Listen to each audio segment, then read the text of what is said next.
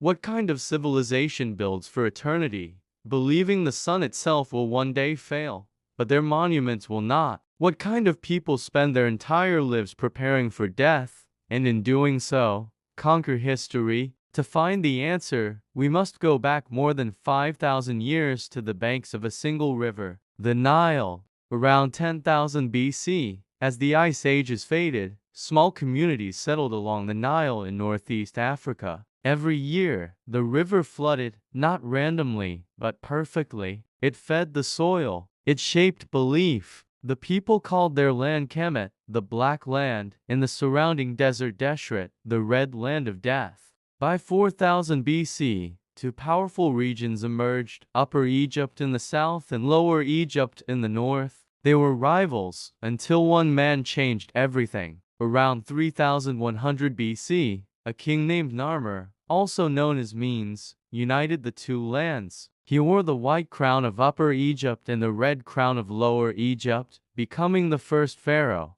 He founded the city of Memphis, near modern Cairo, and declared something radical: the king was no longer just a ruler, he was a god on earth. Egypt had been born. During the Old Kingdom, pharaohs ruled with absolute power. At Saqqara, around 2630 BC, the pharaoh Djoser built the world's first stone monument, the Step Pyramid, designed by the brilliant Imhotep. Then, around 2580 BC, at Giza, Pharaoh Khufu ordered something that seemed impossible: a pyramid so massive it would touch the sky. Each stone weighed tons. Each was aligned perfectly with the stars. These were not tombs. They were resurrection machines, built to launch the king's soul into the heavens. But then, the unthinkable happened. The floods failed. The old kingdom collapsed into chaos. Famine, rebellion, and civil war tore the kingdom apart. For the first time,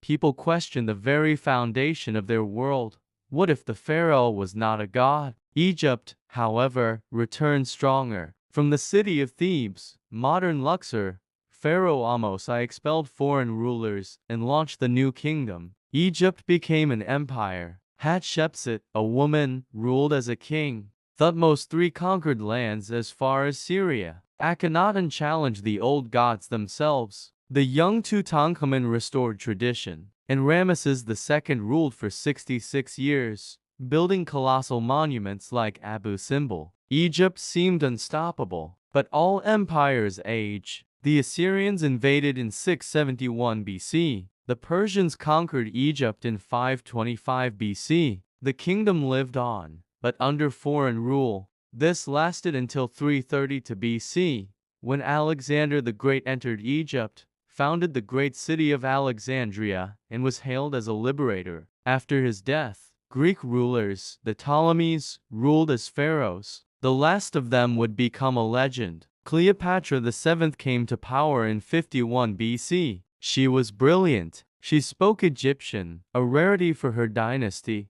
She ruled with intelligence and fought the rising power of Rome with clever alliances. But Rome does not negotiate forever. After a crushing defeat at the Battle of Actium, Cleopatra died in 30 BC. Egypt became a Roman province. The age of the pharaohs was over. So why do we still talk about them? Rome fell. Greece faded. But Egypt remained. It remains in our medicine, in our mathematics, in our architecture, and in our shared human obsession with eternity. Ancient Egypt didn't try to defeat time. It prepared for it. And that is why, 5,000 years later, we are still telling its story, because some civilizations do not end. They echo. If history came alive for you today, subscribe and turn on post notifications. This is only the beginning. Ancient Egypt is silent, but it is not gone.